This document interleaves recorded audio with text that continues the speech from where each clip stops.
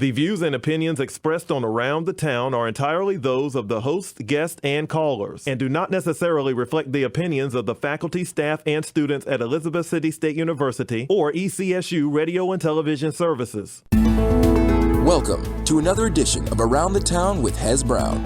And now your host, Hezekiah Brown. Good evening. Oh, you're really tuned into Around Town with Hez Brown here in Elizabeth City. I tell everybody, this is a place here where you get the news that you cannot get anyplace else.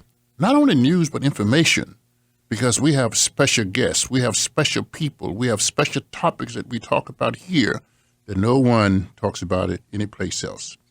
As you know, February is Black History Month.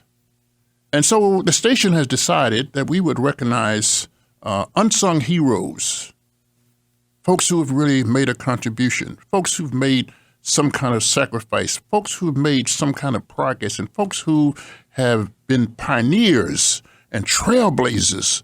And we have we just have some great people here. And you know why? Because a lot of times we talk to young folks about role models, and we have this conversation about them, about somebody who's been gone for 50 years, 100 years, which that is fine. But you know what really happens is when you can see a person, you can talk to a person, you can conversate with that person about life. You can talk to people who are alive here, right here in our community. We don't have to go to Oshkosh to find some unsung heroes.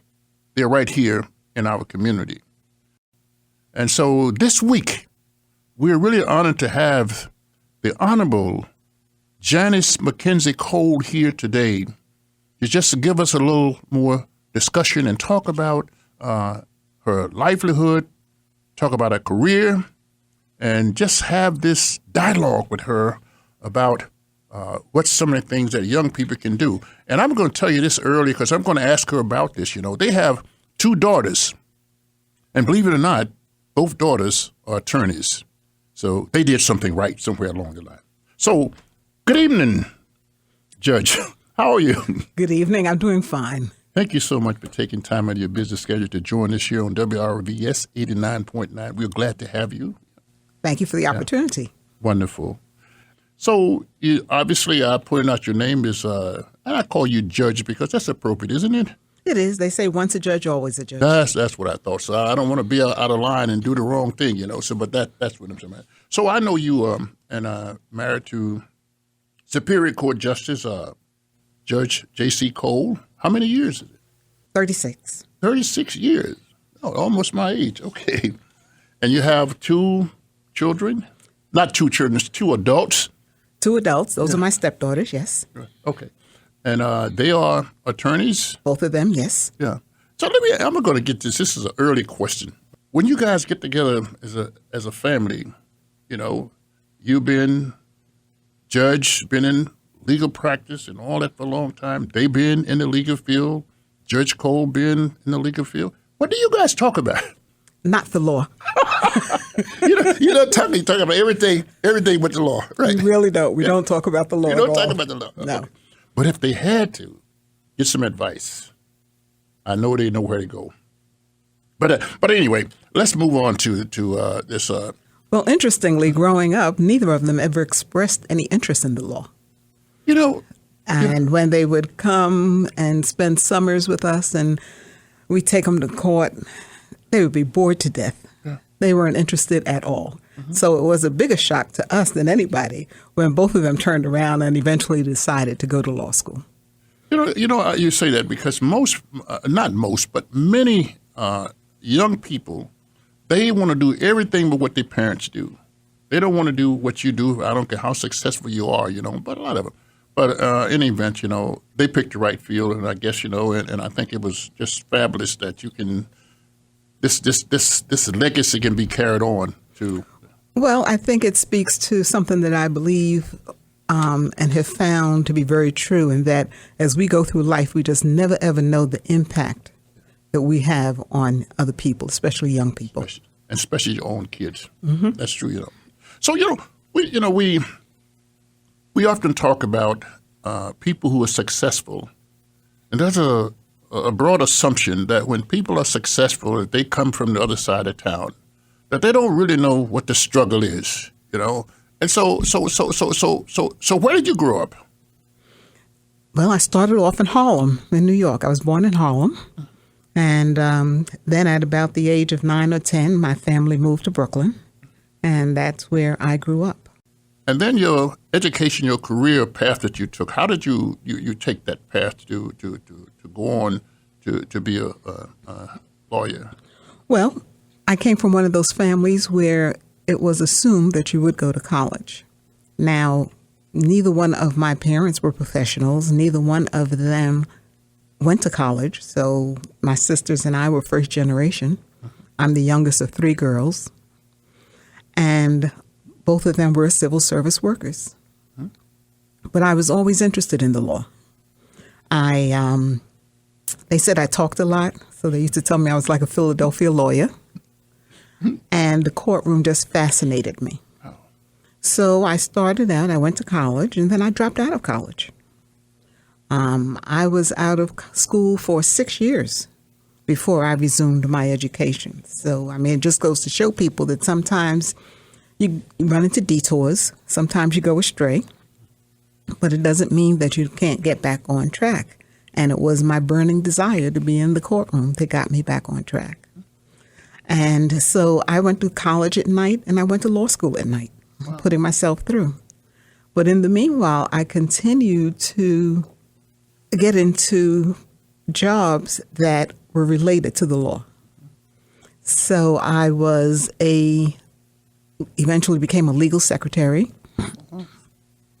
I even took up the stenotype machine that you see the court reporters do in the courtroom. That's what my daughter does. She's a court reporter. Okay. Yeah. I even took that up, and that's no easy job.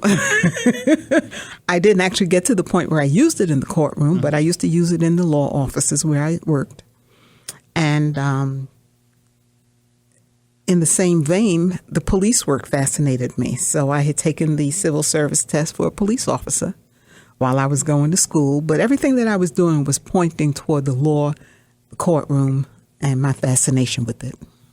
But like as you say, you was a policewoman in New York.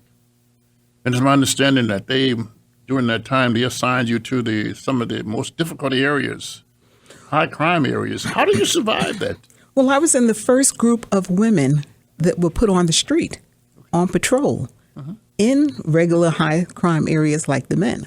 Prior to that, women were used to watch juveniles or to search and deal with female prisoners. But I was in the group where they decided that we could do the same job that the men could do after much study and discussion. And so we were assigned to precincts all over the city. We did foot patrol. We did patrolled in the cars at night. We worked the 3 shifts. So we did everything that the men did. That's fascinating, I guess, you know. So on your first night as a person on patrol, you know, what did you have any trepidations? Did you have any thoughts about what this is going to be about, you know? Well, always anxious. Yeah. I mean, you know, I think in police work, you never know what you're going to encounter next. It can be a very quiet night, and then a call might come over the radio that could be anything. Right. And so, you know, at nighttime, we always worked with partners. In the daytime, we worked by ourselves on foot patrol. But if you were in a car, you were always with a partner, right, day or night. So you had someone else there. And, you know, between the two of you, I mean, we had been through a lot of training, I believe 6 months in the police academy. And use your sound, good judgment, always respected people. And therefore, people accepted the fact that you had a job to do. And sure, there were times when you were nervous, but I never had to pull my gun. Wow. Okay. Wonderful. Now, I guess you went to school too at night when you was a policeman. Is that right? Yeah. Well, it was a sort of interesting turn of events. I was on the police force for about 2 years, and then for the first time in the history of New York, they laid off police officers. And I was just getting ready to start law school. that they laid us off in June. I was getting ready to start law school in August. So I started law school. I started doing some other secretarial jobs during the daytime. And by the time the police department was ready to call us back, I was well on my way to becoming an attorney. And so that's why I never returned. Wow. And you graduated from Fordham University in New York City. Yeah, Fordham University School of Law, yes. School of Law, yes. So now, this is what I like to say, Judge, is that a lot of young folks believe, that everything, you can go right from the bottom right to the top, without some struggles, you know what I mean? And you just, in this short period of time, have pointed out, that there are some struggles that you went through. But what inspired you to be a lawyer? What inspired you? I had identified something that I felt very passionate about.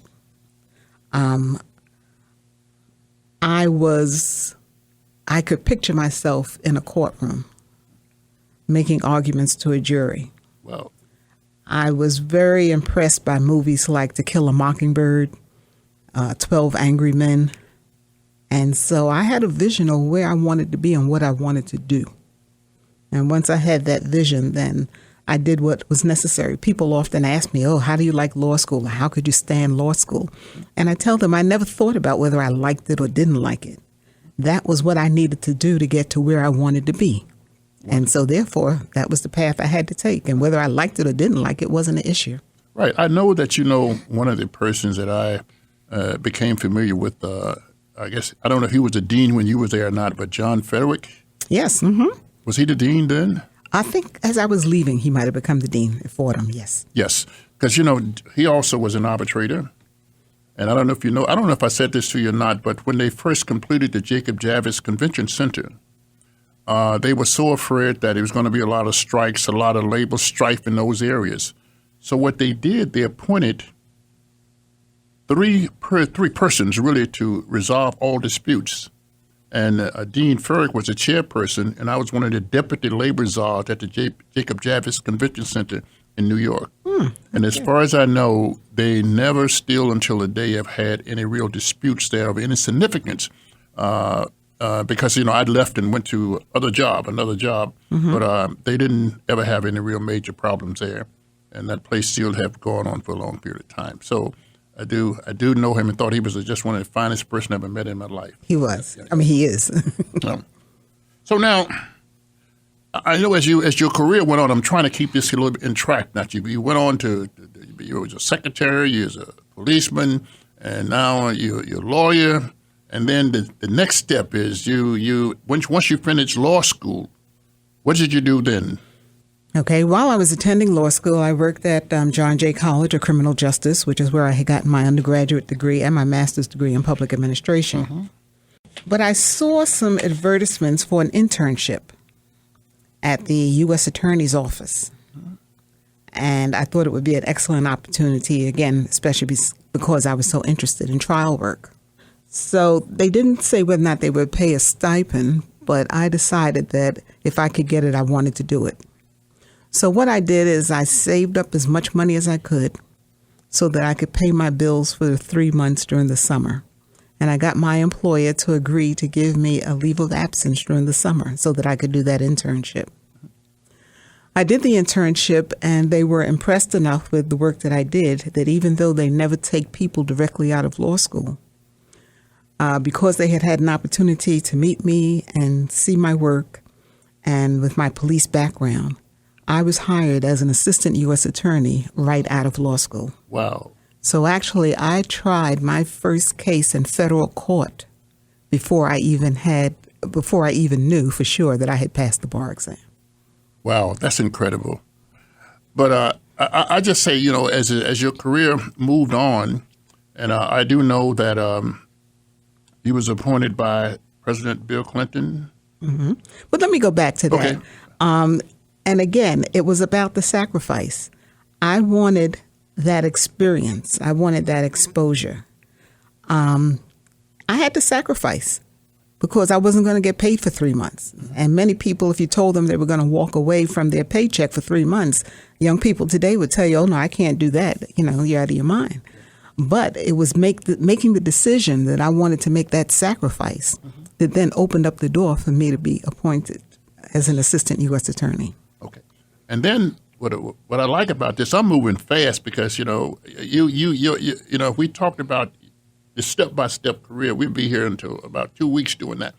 But I'm saying I know that you were appointed. What an honor to be appointed to that position as U.S. attorney. And you was appointed by President Bill Clinton. I was. Now, in the meanwhile, I left the U.S. Attorney's Office in New York. I moved to North Carolina. After practicing for 7 years, I was elected as a judge, and I was on the bench. Wow. President Clinton, Democrat, was elected. First time we had a Democrat for a while in the presidency. And some people had suggested to me that maybe you should see if you can get an appointment as the U.S. attorney. And my initial reaction was, nah, I'd never get that. And then I thought about it and I said, well, why not? Why not try?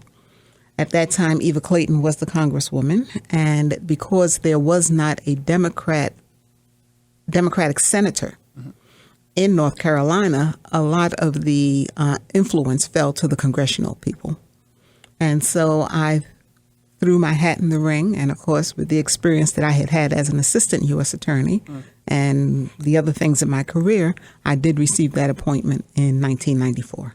What an honor. I just tell you, that is it's just so great. We're going to talk some more about your career, but I keep thinking about when you was a little girl running around doing things. And did you ever think that, I'm going to move, I would be a U.S. attorney? I don't think many folks understand the impact of what that really means to be appointed by the president to a position such as that, Never thought it and didn't know what it was. But, interestingly, one of the neighbors in my mother's building when I was an attorney, she used to always call me AG, for Attorney General, So, wow. Maybe it was kind of prophetic, but, sometimes other people can see where we're going before we can even imagine it ourselves. Right. Well, that's wonderful. And so I'm going to say to you, congratulations. I wasn't here during that period of time, but I tell you, we just have another commonality. I don't know I'm sure you don't know this, but when Bill Clinton was first nominated for president, I was the chairman of the New York State Mediation Board appointed by Governor Cuomo at that time. So I was on my way to New Jersey, and they called me up and said, Hez, we need you to turn around wherever you are and come back to New York. I said, They said, well, they want you to be the mediator for the convention, because the convention was in New York where he was appointed. And so your responsibility is going to be to resolve all problems, and we can't have any problems during the time of this Democratic convention. So I spent all the time in New York during that period of time, putting out fires, solving problems, mediating disputes between various institutions. So it worked out fine. That's the reason I say that was another commonality, with Bill Clinton, right? So now you've done some other things. You're doing something I don't think in my whole career I've ever known a person who practiced immigration law. That is rather unique. So you practice immigration law. Is that if someone is going to be deported, would they then call you to represent them? They can. There are many aspects of the immigration law. If you are marrying a U.S. citizen, you can apply for a green card, become a lawful permanent resident. I help people, and often people are still meeting folks online that they want to bring to this country as a fiance or a spouse. I work with individuals who their employers might want to file for them to get to be able to stay here permanently. Those who are filing for citizenship, naturalization. I work with some of the businesses in the Outer Banks to bring in summer workers during the tourist season. So there's a wide variety. In addition to trying to maybe help some of those who are being deported, I don't do a lot of that anymore because the courts are in Charlotte and Atlanta. So that's quite a haul from Hertford. But yes, I've done all of that. Yeah. Your career is so diverse. I know that you ran for Congress one time. Correct. You served. Do you still serve as a county commissioner, or you still? No, not anymore. But you did serve. I did 6.5 years as a county commissioner. County commissioner, yes. In Paquimins County. Wow. As I say, your career is absolutely diverse. And I know one thing that really intrigued me, and I don't think many folks understand it, and I didn't have this as an early question, but I thought about this later. You were appointed to serve on the Electoral College. Yes. That's right.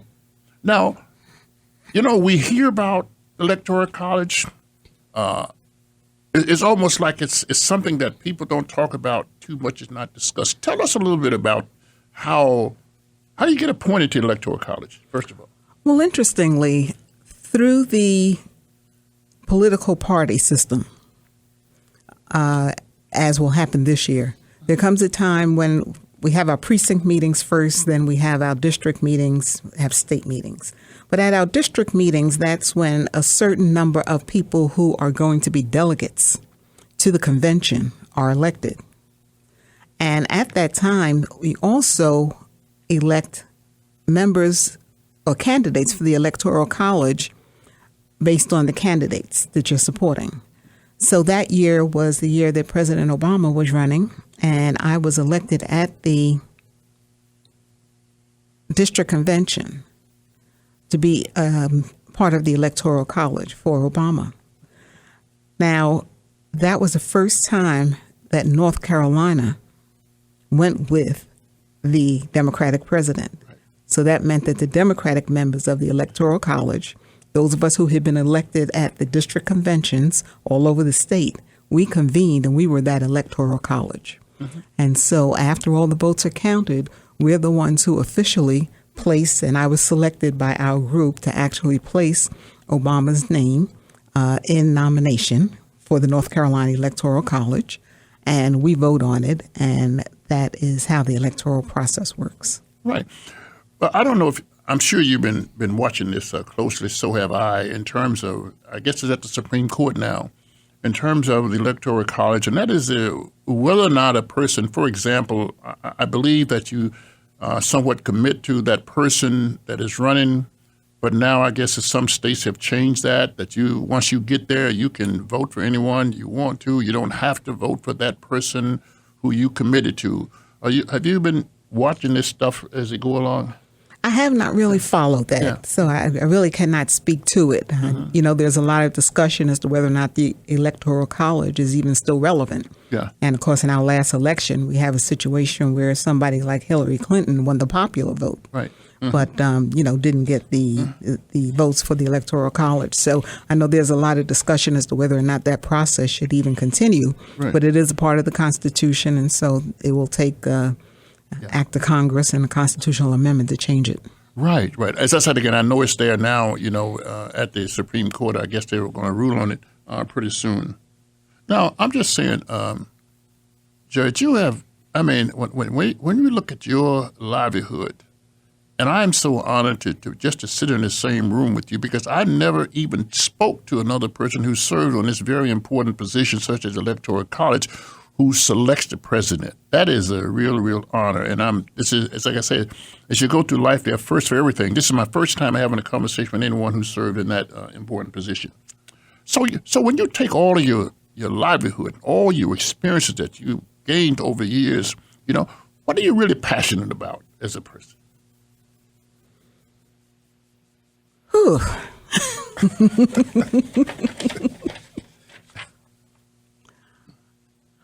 I guess my passion is helping others, mentoring others. All of the things that I have accomplished, I believe the significance of them are how has it enabled me to be able to help somebody else and bring others along behind me. I've never been someone who felt that once I got there that I had made it and I was satisfied. I felt that God put me in those positions to see how I could reach back and help others. So I'm very passionate about that. And I guess I'm also very passionate about, I have very strong feelings about women's issues, human trafficking, a lot of the things that are happening around the world now that just disturb me greatly. Judge, I know you probably never thought about this, but let me just ask you this question. There are a number of things that you have been the first African American and first African American female to serve in. Could you just think back for a moment? And I know that you were the first African-American female to get elected district court judge in this area. Some other things you've been the first. I mean, and I know you was the first patrolman, female patrolman back in New York way in the day. What are some of the things that you have been the first person, the first African-American to serve in those capacities?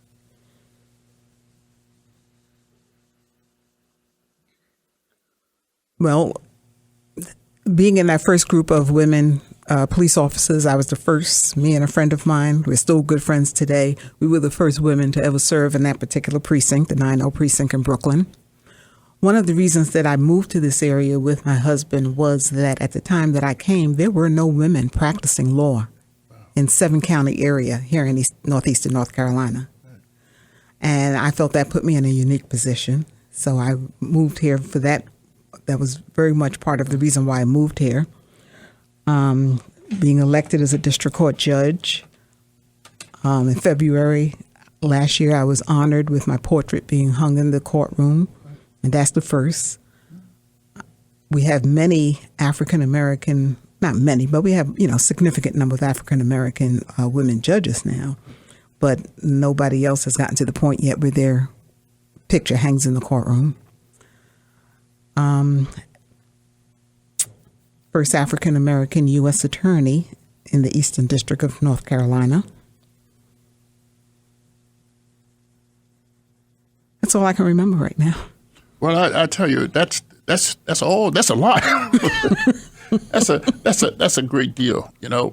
I know that you followed this. That last year, I guess it was 12 African American female judges elected in the state of Texas. Did you follow that? Yes, yeah. yes. I mean that was, and I know when you look at that, you think about yourself, and you think about the progress that's being made in some areas. Because some people say, "Well, we're not making progress." Well, we're certainly not making enough progress, but we're making the right progress in certain areas. Because I think that it is so important that we have people of color, sitting on the bench, not to do anything but render the decisions as they are presented. But I'm just saying, just to have people sitting there, on the bench, because I just feel very strong about that, and I think that we have to encourage more people to when you go out to vote, to also look at the judges, because there's so many people who say, well, I don't vote for judges because I don't know them, and they don't vote for them. So what do you think we can do to encourage people to really, really start to look at that list where judges are and say, vote for them? Do the research on them. Exactly. They have to do their research, and they have to understand the importance of the positions. I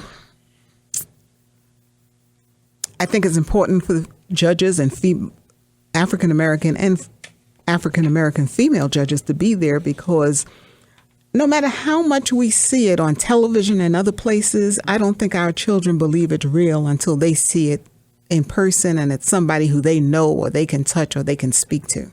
So having those models are very important. But I also don't believe that every Black person represents the African-American community as we would like to have it represented.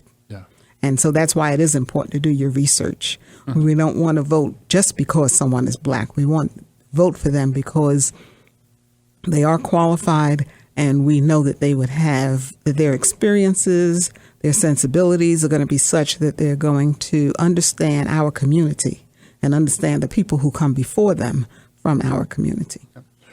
Now, let me just move to something a little bit closer. I know that your husband is still practicing. He's Superior Court Justice and doing a great job, and everybody loves him.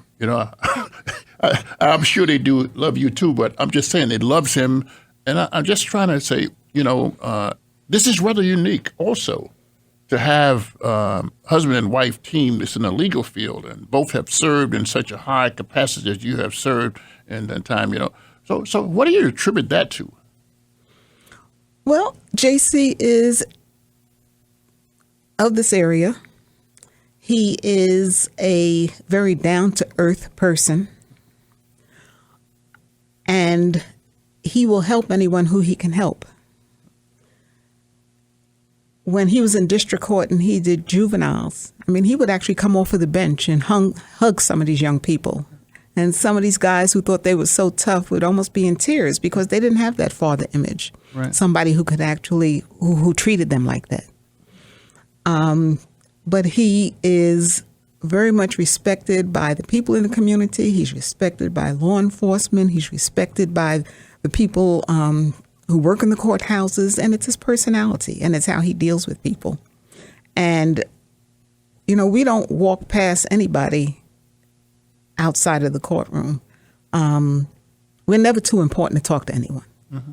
And so both of us, but I mean, JC especially, the same person who he sentenced yesterday, we'll see him in food line and say, hello, Judge, and he'll talk to them and how you doing? And don't you come back before me again. I don't want to see you anymore, you know. Or they'll come up to him and say, hey, Judge, I haven't been back, because he cares. Yes. He would go to the schools. If he had a juvenile before him, he would go into the classroom maybe and ask the teacher, how's he doing? So he showed that he really cared because he did care about and does care about people. I know people who, if their children got into trouble, they would call and say, I wonder if my child can get before you because I really want you to read the riot act to him because they just know how effective he could be, being stern, but helping them if he could help them.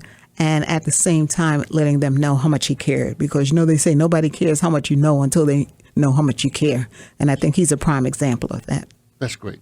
You know, I'm just saying, and I'm just sitting here thinking about it, you know, in terms of, I know that you're still active very much in the community. You didn't maybe retired for one thing, but I know that you're still active in the community. And that is so important. And I hope that you stay active. I know it gets tough and it gets hard sometimes, but I hope that you stay active because it's important. You have a lot that you can share.